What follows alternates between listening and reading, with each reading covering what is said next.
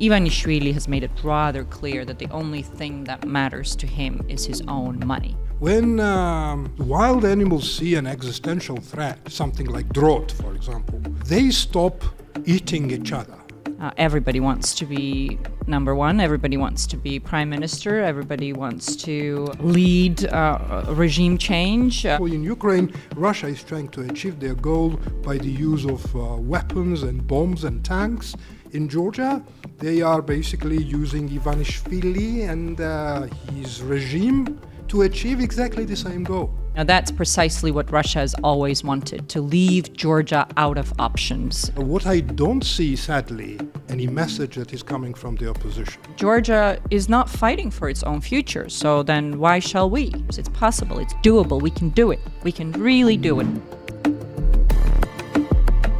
Hello and welcome to Talk Georgia, my English podcast covering Georgian and regional politics.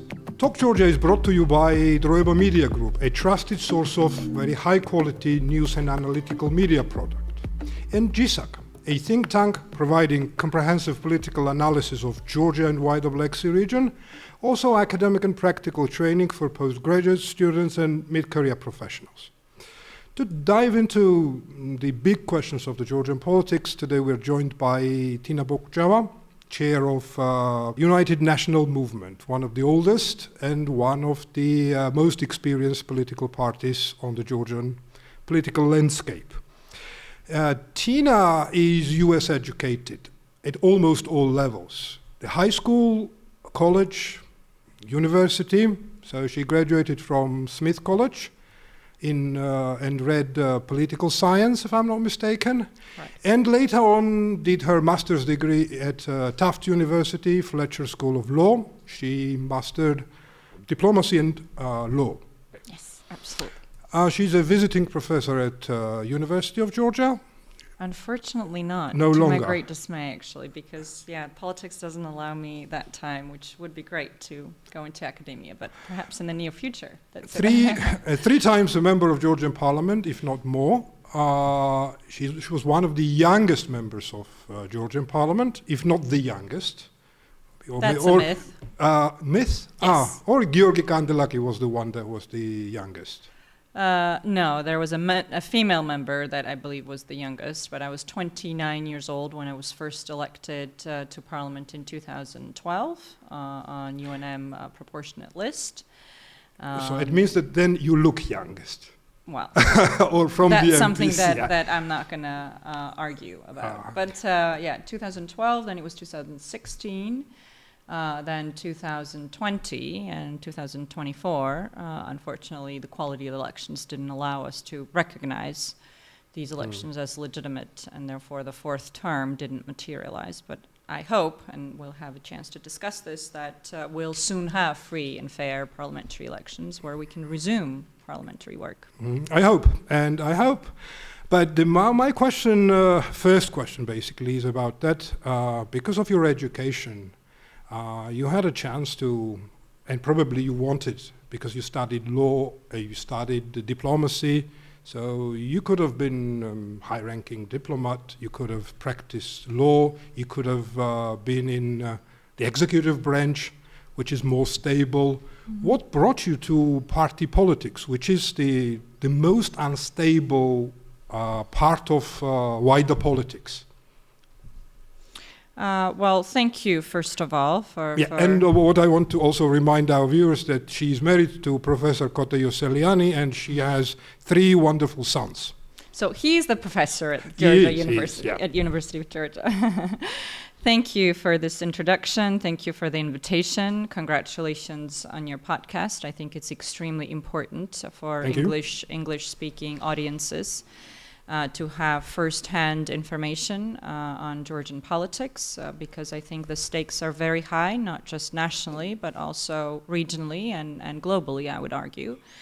And therefore, I think it's very important, the undertaking that you have started. And so I'm honored to be one of your guests, and thank you for the invitation.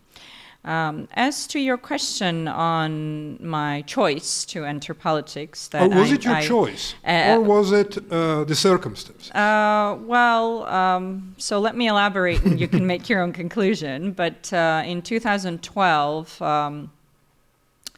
the circumstance was such that the UNM was in government. I had previously served as the deputy ambassador of Georgia to the United Nations, and at that time the bilateral relationship was also subsumed under one embassy. So I was both subsequently, once the ambassador was moved as health minister. You may recall Giorgi, a very experienced diplomat who had previously served as an ambassador to the Council of Europe in Strasbourg. I became the acting ambassador, both for the multilateral relationship to the UN and other international organizations, and for the bilateral relationship with the Swiss Confederation. So it was a tremendous responsibility and an opportunity for me, because as you have said in your introduction, I had studied international law, I had studied diplomacy, and of course, for that profession, Geneva is the place to be. And it was a great responsibility and an honor for me to be able to put in practice the academic work and acumen that I had gathered throughout the years, both at the Fletcher School, during undergraduate studies at Smith College, and subsequently also at the Geneva Institute of International Studies, where I had studied European human rights law as well as WTO law. And in fact, that was the year when I was serving in Geneva when Russian accession to the WTO was negotiated. And literally I was able to appear at the negotiating table vis-a-vis the Russians when the Swiss were our mediators, with the very textbooks that had accompanied me throughout my studies. So of course it's an honor to be able to work in your country's national interest at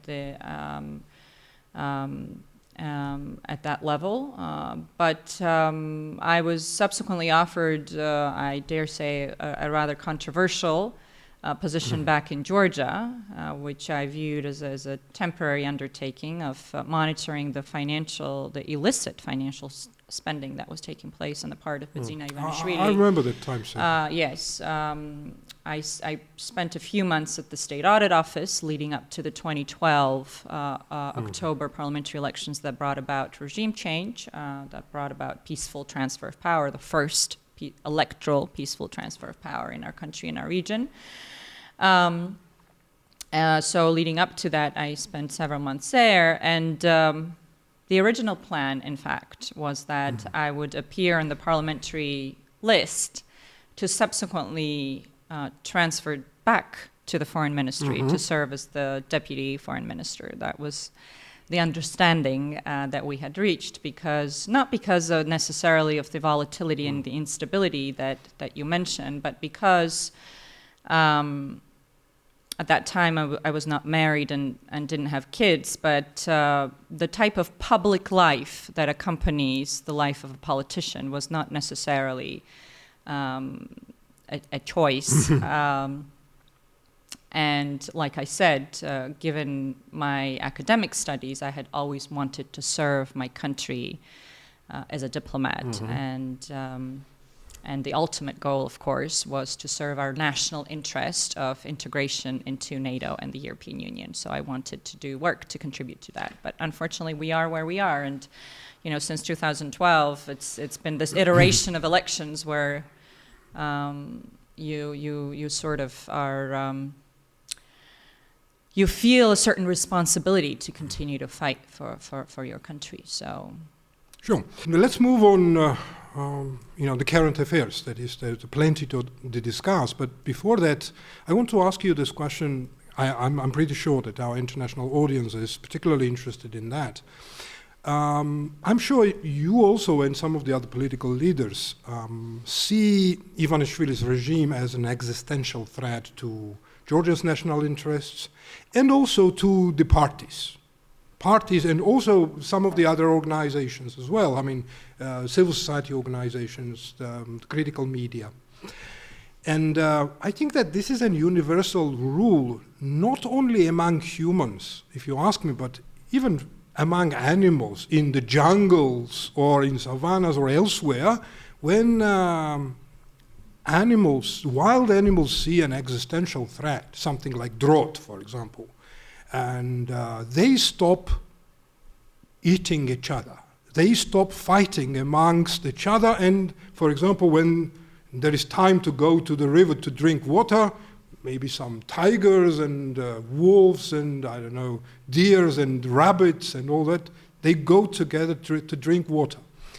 And they don't kind of fight each other. Once they see that they've already survived the drought, the existential threat, they will go back to their normal way of life, and they start, the tigers will start eating some of the other animals, etc., etc.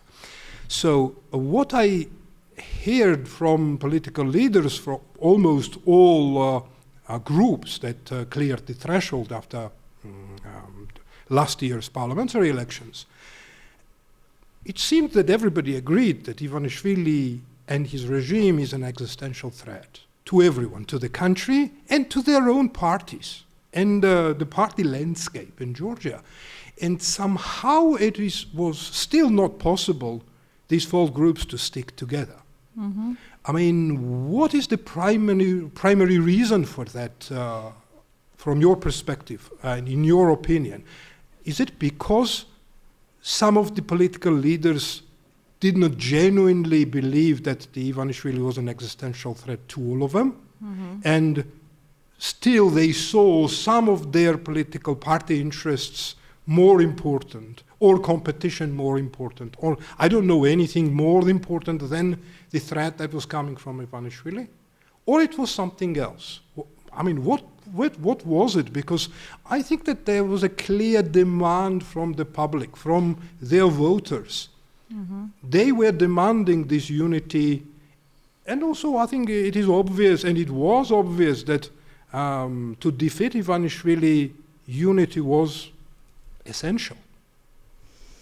I agree with you wholeheartedly. I mean, absolutely. And that is why not only my personal position, but the position of the party, which I chair since June of last year, has been calls for unification in the opposition. We've been very public about it. We've been very forward about it.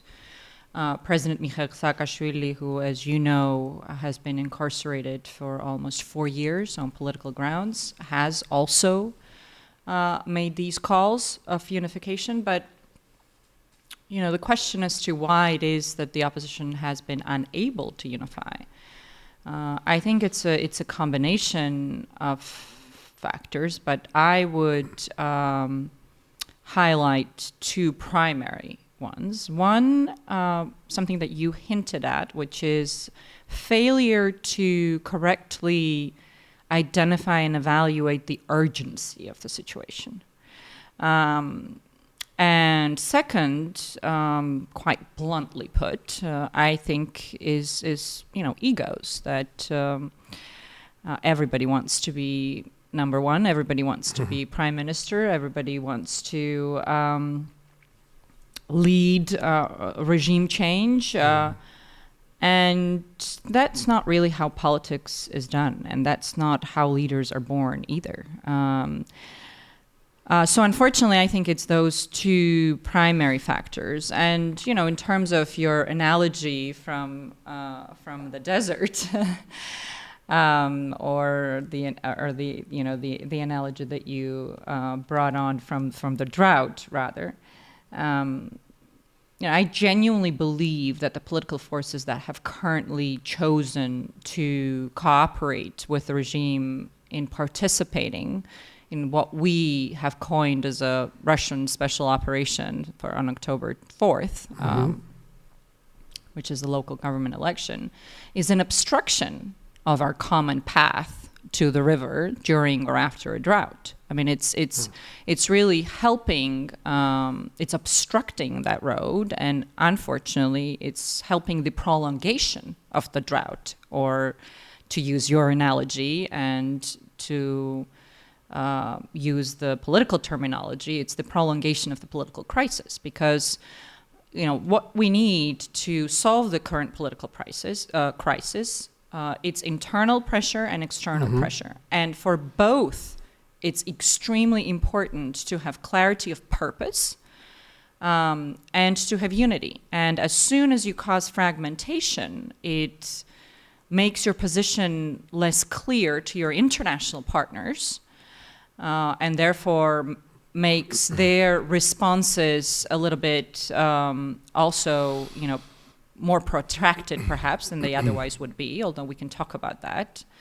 And on the national front, yes, it causes disunity and a cacophony and some confusion and perhaps even apathy. And that, of course, is precisely what Bidzina Ivanishvili wants, because he feeds off of that apathy and he feeds off of disorientation. It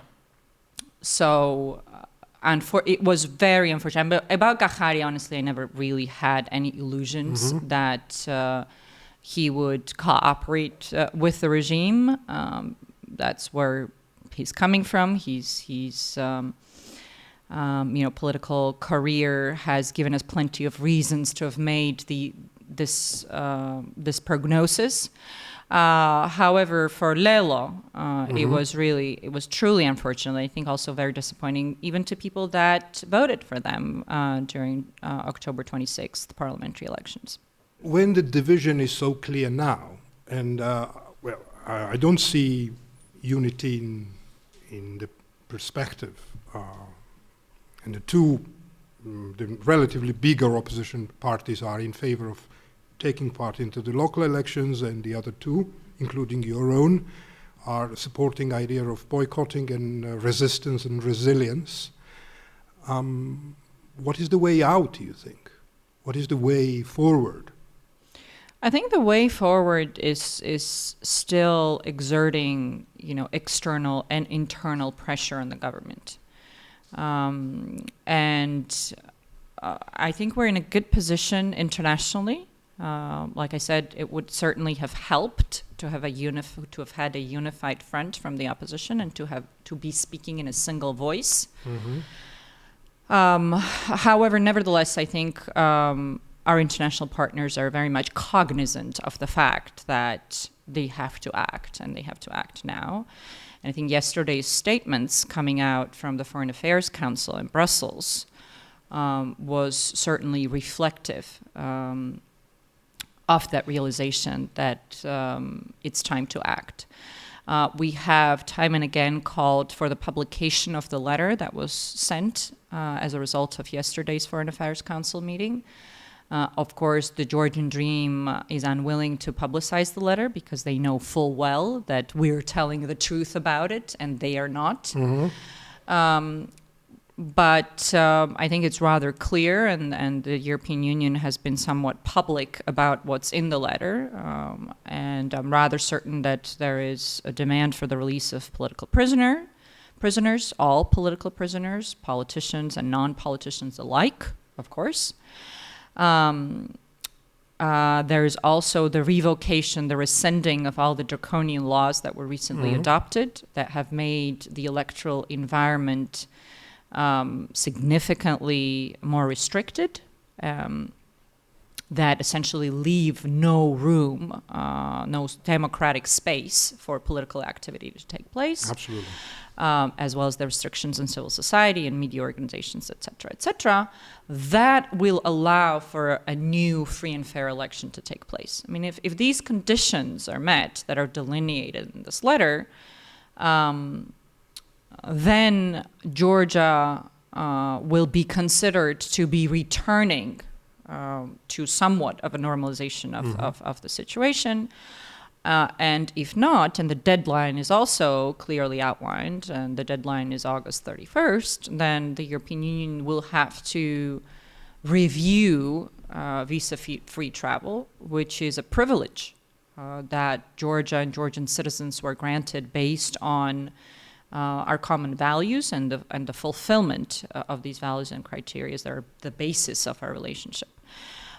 So, I really hope that this is a wake-up call also to the people that possibly still support the Georgian dream regime, and a realization that the opposition and the government critics in general, the political democratic forces and the media, civil society organizations, that they've been telling the truth all along, that, this threat is real. And it's very important also for Georgian citizens to know that this was not sort of the first choice for the European Union. The European Union would have much rather sanctioned Ivanishvili personally. But for that, you need the consensus and therefore the agreement of all 27 member states. And with a government in Hungary that's openly expressing support for Ivanishvili and Putin, more importantly, he's essentially using his veto power to prevent Ivanishvili personally and his cronies from being sanctioned. And rather than the European Union has to perhaps resort to a last measure of reversing visa-free, because in that case, the agreement of 27 member states is not needed, and rather just a qualified majority is necessary. So it's really very Putinist in the way that he's sort of sabotaging Ivanishvili, the European system, and a rules-based system to his advantage. This is very typical of Putin and Putinist regimes. Just like as we remember, in order for Orban to agree to the decision of the European Union to provide assistance to Ukraine, he was basically trying to extort money from the European Union that had been frozen because of his anti-democratic moves. So extortion, hostage negotiations, as Ivanishvili regularly does when he takes political prisoners as hostages, are Putin's negotiation tactics. And I think the European Union and in West in general have not only woken up to the fact that Putin has gotten away with too much with extortion, with hostage negotiations, and with blackmail, but that also Ivanishvili over the years has gotten away with too much with extortion, hostage negotiation, and blackmail. I think our conversation shifted itself towards international relations naturally, and I'll kind of try to dig into that. I know that recently you visited the United Kingdom, and you frequently visit Washington as well as Brussels. But my question to you is this. It's been already quite a while that European Union is trying to put targeted sanctions on place. But as you rightly mentioned, it is not possible because of there is no consensus over that. And sometimes Orban, sometimes Fico, they are trying to block it. And that's normal. This is how European Union works. But when something is truly important for the European Union, for example, let's say I think it's they are getting ready for the 18th package of sanctions against Russia. That means that they already adopted 17 packages, the sanctions. And every time, as you also mentioned, that Orban is kind of opposing it, and at the end of it, finally, there is enough pressure exerted on Orban to persuade him to agree with the sanctions against Russia, even though he is a partner with Putin. So why can't we generate exactly the same process? Why there is not enough pressure on Orban from some of our European partners, for example, or are we lobbying it correctly, or maybe we're making some mistakes there in terms of properly lobbying it? Because again, on the same meeting as you mentioned yesterday, when the Foreign Affairs Council met. Exactly the same targeted sanctions were adopted against some of the Moldovan politicians and businessmen and some propagandists that advance Russian interests in Moldova. And on that case, unity and consensus was possible to achieve. But in Georgian case, it was not possible, and on targeted sanctions, no decision was made. Okay, my question is here, what else could be done to generate the unanimity in the European Union, as it is done with the Russian issue or Moldovan issue this time? Or maybe our European partners don't, I mean, we are demanding actions from them, but they might not see enough action on the Georgian street or from the Georgian politicians. What is your take on this? Well, I mean, I can tell you the conversations that I've had with European leaders on the sidelines of the Brussels Forum, which took place recently in Brussels. I had the opportunity to speak with VP, with the Vice President and High Representative on International Affairs, Kaja Kallas, as well as on the sidelines of the EPP, the European People's Party, of which UNM is a long-time voting member, in fact. I also spoke with President Ursula von der Leyen, where we had our delegation had a bilateral meeting with her. And I can tell you, as well as many other meetings that we've had with members of the Commission, from Marta Kos's office and Costa's office and other national meetings that we've had from European Union countries. I can tell you that is precisely the focus that we have in every single communication, the one that you're outlining, that it's very important to find a way, something that I spoke about already, to bypass the Hungarian veto, either get him on board or to find some way to bypass the veto and impose sanctions on Ivanishvili and his cronies, rather than, because of Orban, who is sabotaging the European decision-making process, have to move to a qualified majority decision-making process of suspending visa-free. And there are numerous things that it can do, whether it's sort of a transactional proposition to Orban, where it becomes worth it to him to turn his back to his friend and partner. That's actually, we had a closed dinner where Friedrich Merz was in attendance, and Ursula von der Leyen and Roberta Metsola and others. And that's actually, because I said it, I can share it with you. I said, if there is any advantage to transactional politics, which is not the kind of politics we like to do, obviously. It's values-based politics, right? But if there is any advantage to it, is that there's always a price tag attached. And if you match the price, be it for Orban or Ivanishvili, you can come to some kind of a solution. And these people, obviously, I mean, Ivanishvili has made it rather clear that the only thing that matters to him is his own money, whether speaking about Credit Suisse and the millions that were involved in the litigation there, or whether the recent detention of a businessman who allegedly had a gun in his hand luggage, or whether it's the beating equivalent of torture, most certainly in the prison cell of Giorgi Baciashvili, who he apparently in the past used to refer to as his own son. He was such a trusted partner for Bidzina Ivanishvili. It is very clear that Ivanishvili's exclusive, not only primary, but exclusive interest is his own money. So he's very calculated and very transactional when it comes also to political decisions. And therefore, for the European Union, they can either find a sort of a transactional solution with Hungary, or there are other ways to bypass. I mean,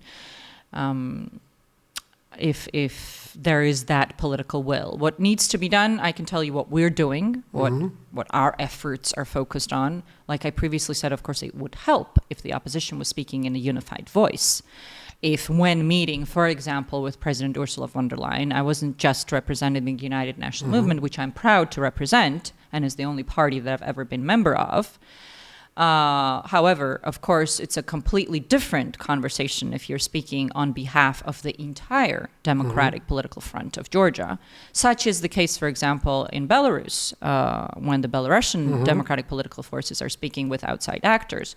However, even in their case, the democratic forces were a bit too late to come to the realization that they should unify, and were forced into exile, and that's where Mr. Gacharia is, and is nevertheless not stepping off his moral pedestal to pontificate about how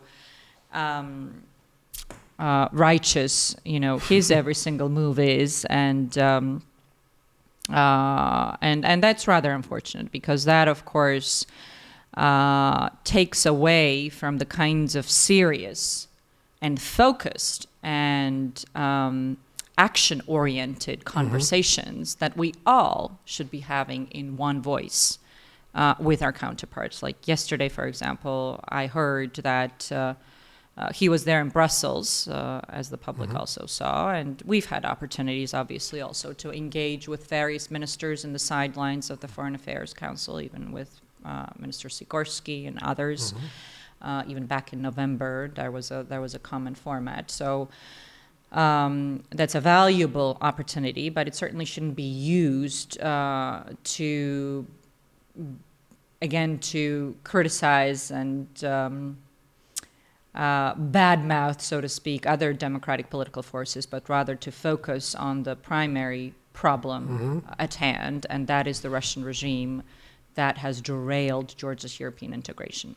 So that lack of unity, unfortunately, I think also plays a detrimental role in our ability to focus Europe's attention on Georgia.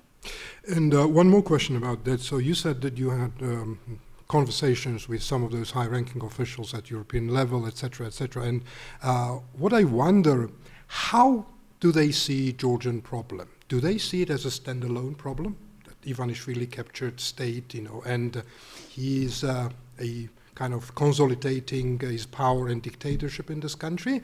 Or do they see it as as you mentioned, Russia's special operation in Georgia, where Russia is achieving its own goal to basically capture Georgian state and obliterate sovereign Georgian state? Exactly the same way they are acting in Ukraine, but with the different methods. For example, in Ukraine, Russia is trying to achieve their goal by the use of weapons and bombs and tanks. In Georgia, they are basically using Ivanishvili and his regime to achieve exactly the same goal.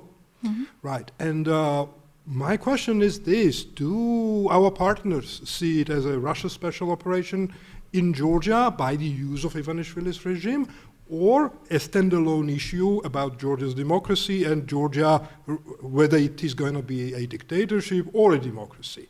And I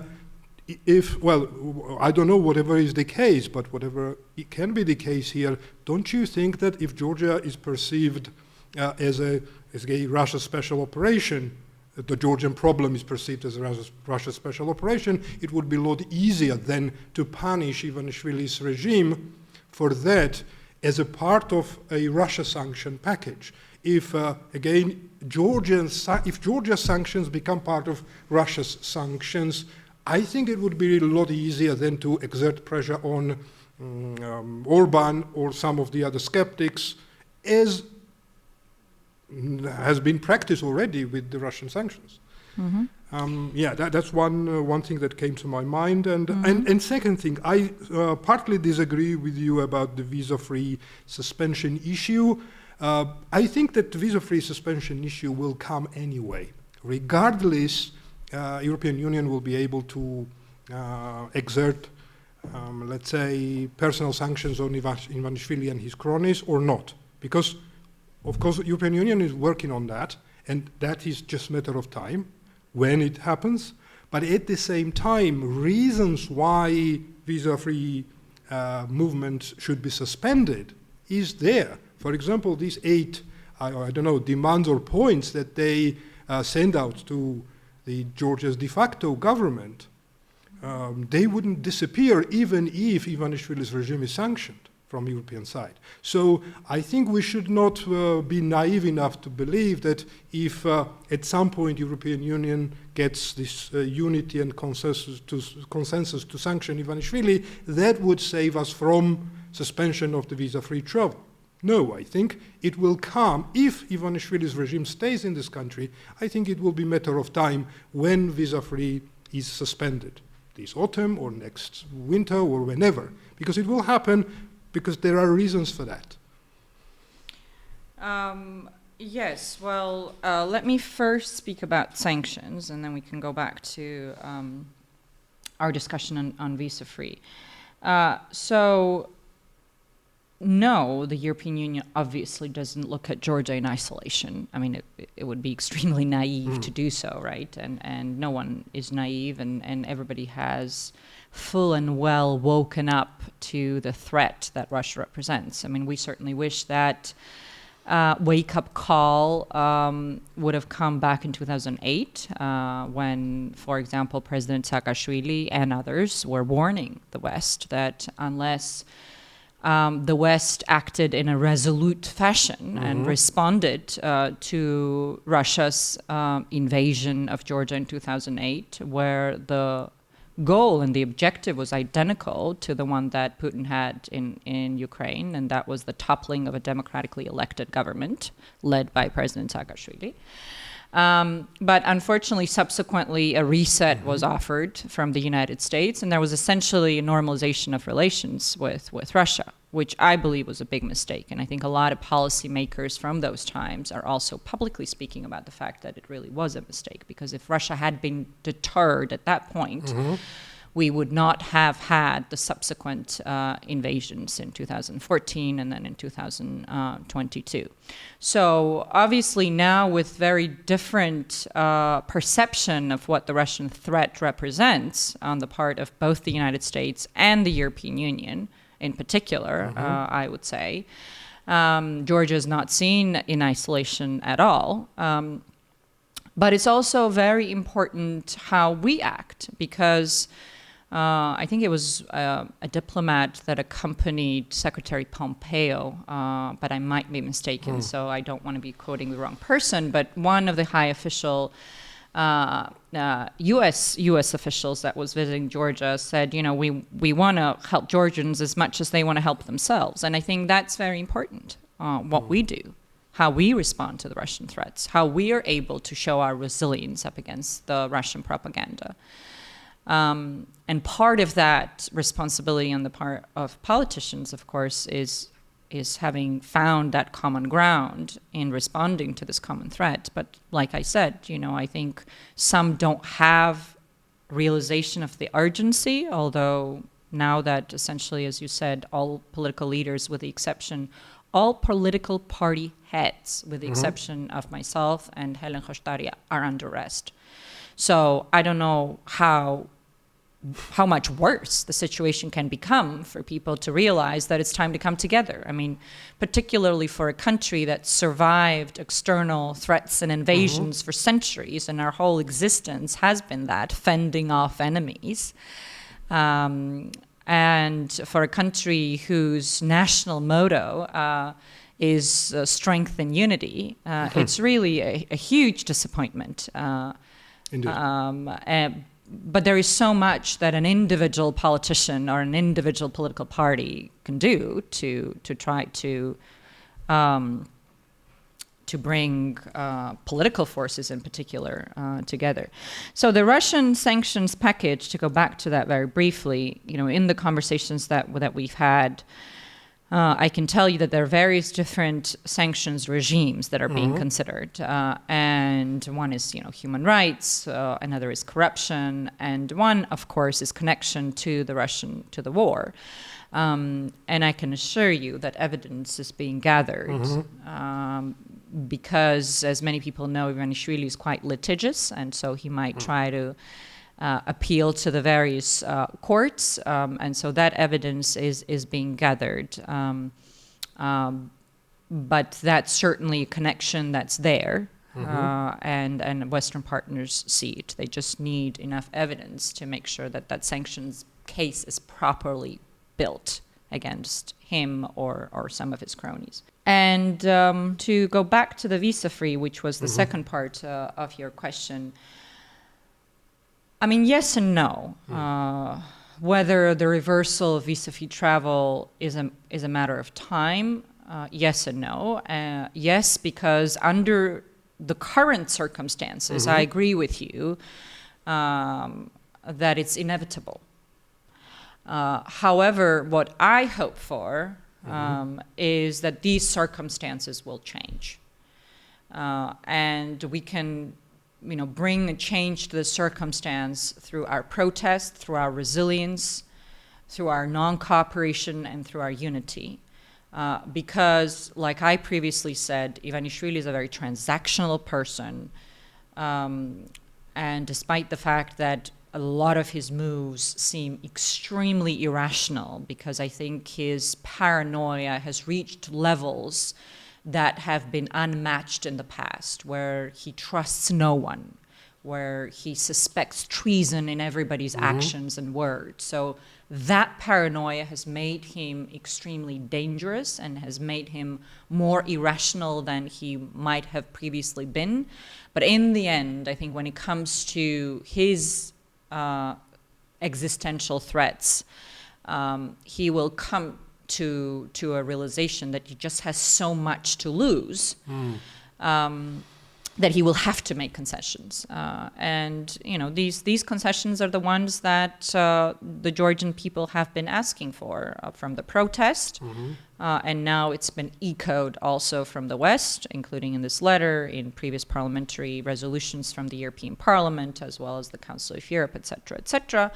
It is the release of political prisoners, it is the reversal of the laws, and allowing for an electoral environment where we can hold new, free elections. Okay, let's move to more of a current affairs and what is going inside Georgia. And my feeling is that the Ivanishvili's key message to everyone is this, that, okay, I'm introducing a new normal, and maybe this seemed impossible in the past, let's say 2 years ago, 5 years ago, or even unthinkable, but now it is possible if I decide so. Well, he said that, okay, and obviously 2 years ago, if somebody asked me that, okay, the overwhelming majority of the political leaders would be in prison, I would say that's not possible. I mean, that's unthinkable. But now what Ivanishvili is trying to do, he introduced new normal to us and told us that is possible if I decide so. And it is. Then Ivanishvili told us that what I can do, he sent you personally, he sent you a message that, well, maybe 2 years ago it was impossible, but now it is possible to kidnap your husband and threaten you with something that is dearest to you, the life and health of your husband and children.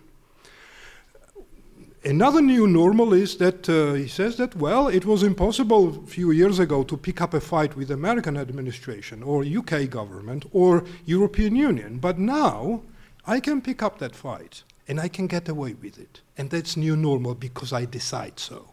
He said that, okay, I can beat somebody to death in prison because I want his bitcoins. And this is new normal because I want it to be so. And the list is very long.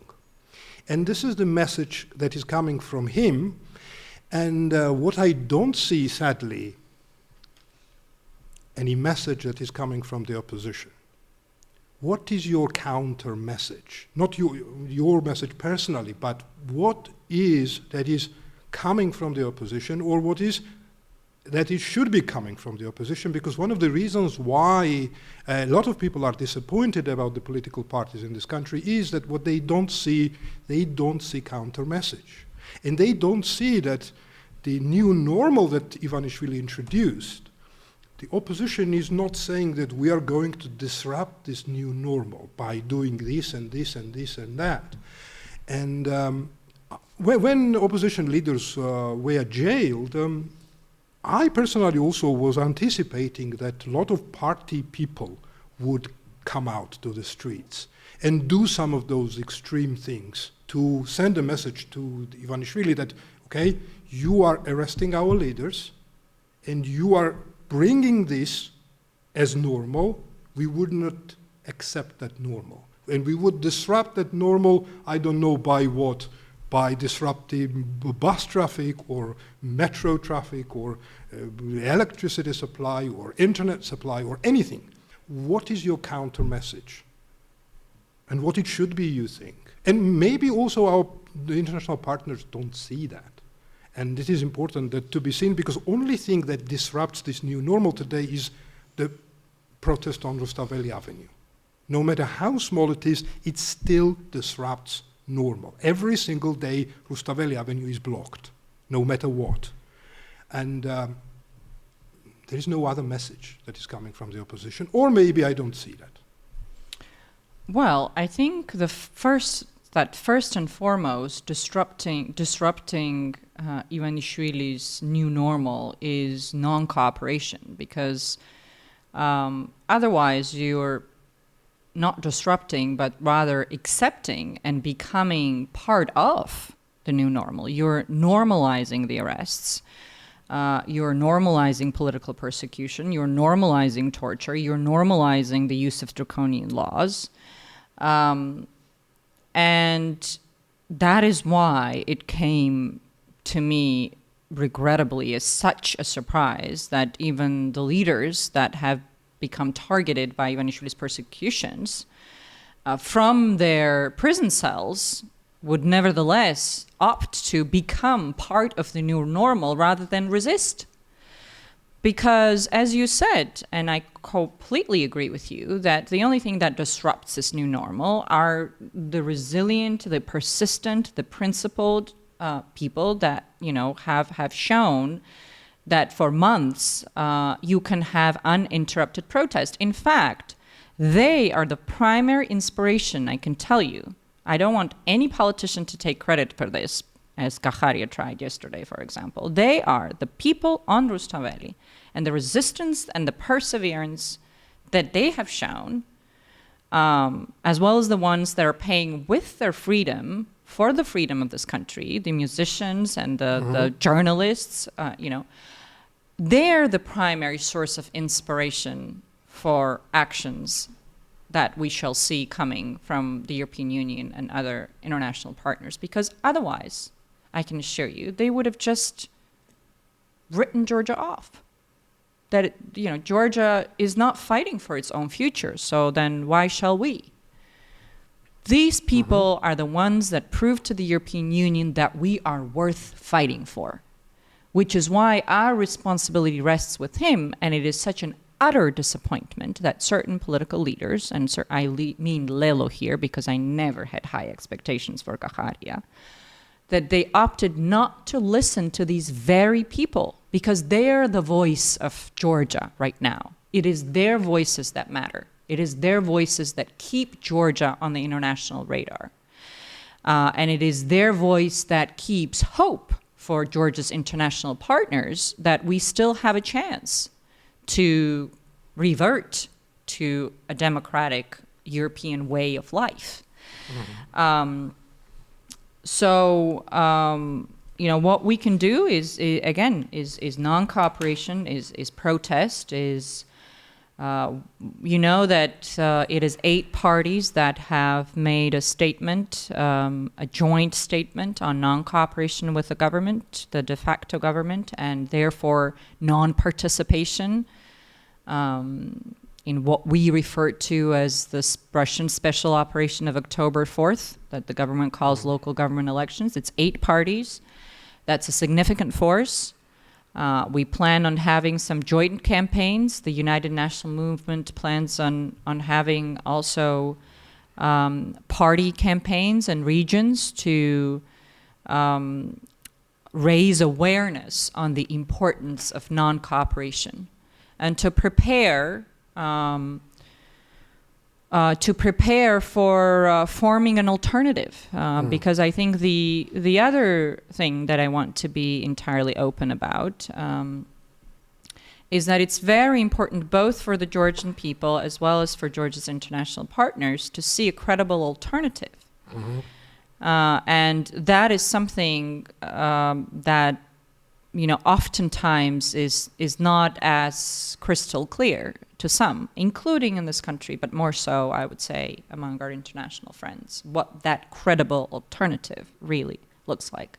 And again, I'm proud to represent the United National Movement, which even in the latest European Parliament resolution was coined as the flag bearer for Georgia's Euro-Atlantic integration. Personally, President Saakashvili did tremendous work, and his courage and his vision and the reforms that were implemented under his leadership really allowed Georgia to shed its corrupt, criminal Soviet debris and emerge as a state that had a European future, a Euro-Atlantic future.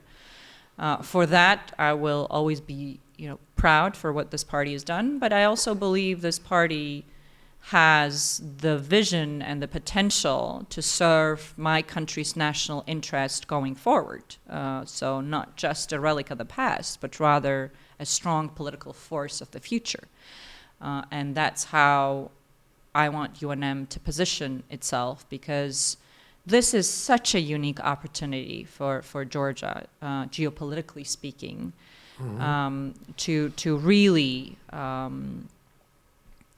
open negotiations with the European Union on accession, and within a few years be a full member of the EU. I mean, the Baltic states opened negotiations, and within 4 years they were full members. It's possible. It's doable. We can do it. We can really do it. We can deliver on these reforms. We can deliver on the democratization. And we can have real stability, real peace, not this delusional lie that the Georgian dream calls peace, but rather is collaboration and subservience to Russia. I mean, that's what the Georgian dream has been trying to sell to the Georgian public.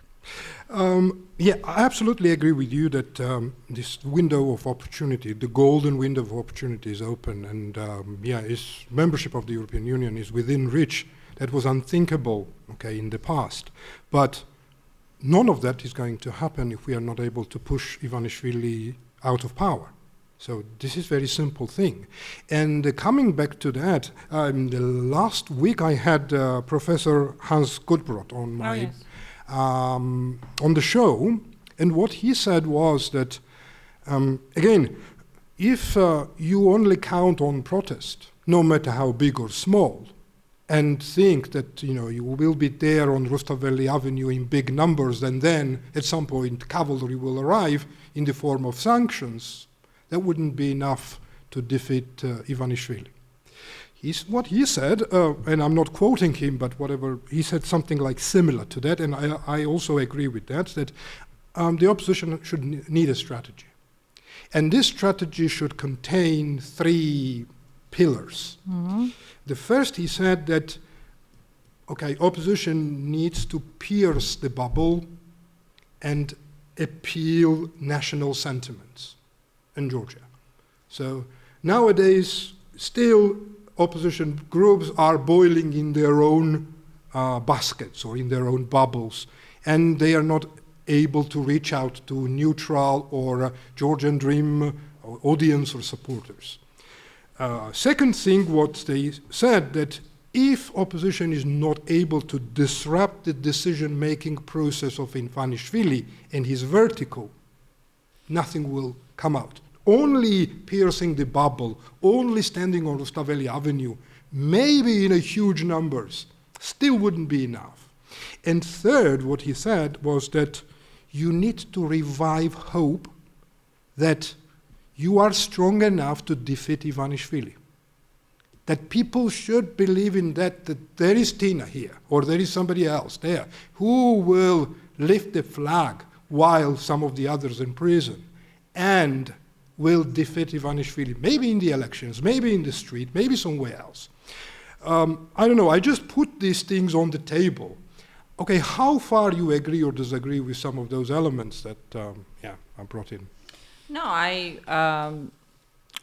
agree with all three. I think Hans is totally right that that looks like a good to-do list for the opposition. Part of the problem, obviously, has been that in the 13 years that Ivanishvili has captured the Georgian state, essentially, no single leader from the opposition has emerged as a unifying figure, right? I mean, God only knows how long the Shevardnadze regime would have lasted if then, I think he was 36-year-old, Mikhail Saakashvili hadn't emerged as a figure who was able to unify disparate political forces and show the kind of vision and strength and courage and charisma that really brought people together, right? I mean, I think that leadership vacuum certainly is a serious problem that Ivanishvili plays off of. And that's not necessarily because we all lack charisma or courage, but, you know, Ivanishvili also, in a very Russian, cynical, Putinist way,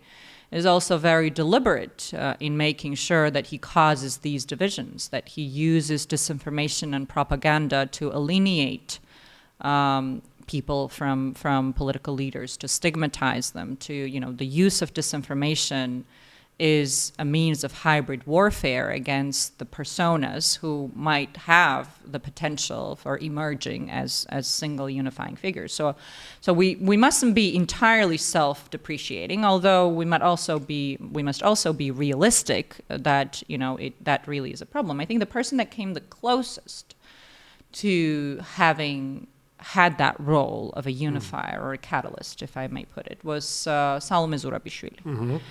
And that was immediately after the October parliamentary elections, where I think she made a very courageous statement on having called out the fraud and having evaluated the parliamentary election as a Russian special operation against the Georgian people. I think at that point she had tremendous trust from the public, and you could definitely feel it in the energy that was exuded when she appeared in the crowds on Rustaveli. We were there, we know. But I think that it was sort of a lost window of opportunity for her. And, you know, those are just leadership qualities, I suppose, that one must show. And unfortunately, she was unable to use that unique moment when she could have acted as a unifier. So it's a foregone opportunity at this point, unfortunately. So we could endlessly discuss some of those issues, and it's indeed very interesting, but time is against us. Anything else you would like to add to the podcast? Well, you mentioned hope, and I certainly want to add on a hopeful note because, yes, the situation is very difficult. Most of my colleagues are under arrest. We also, you know, face that threat every day. But nevertheless, I'm extremely hopeful that Georgia will be able to resolve this crisis. You know, we didn't have a chance to discuss the regional situation, but what's happening in Armenia, in Azerbaijan, with Turkey, with the U.S. ambassador to Turkey recently stating that the United States might lease the Zangezur corridor for 100 years, which means that with that route being open, Georgia might essentially be relegated to a geographical dead end unless we are able to prove to our neighbors and to our partners that, in fact, we can be a reliable partner. The entire network of which Georgia was supposed to be part as part of the middle corridor, etc., might all be rerouted to essentially exclude Georgia. And that is a very grim prospect. But I am hopeful that we will be able together to break through the current impasse that Ivanishvili has brought upon us, because that's precisely what Russia has always wanted, to leave Georgia out of options, and therefore as its backyard that just simply has no other option. Friends of trade, of security guarantees, or anything else. So yes, the dangers and the risks are very serious, but I think that our history shows, and also the protest, to me, is also always the glimmer of hope that we need, that we will persevere, and that our resilience will allow us to break the impasse and to revert onto the path that was historically chosen by Georgians, and that is a path to the European family of nations. Thank you very much, Tina, for being on the show, for your time. I wish you all the success. Thanks for watching us, listening to us. Please like us, subscribe to us, and I'll see you next week.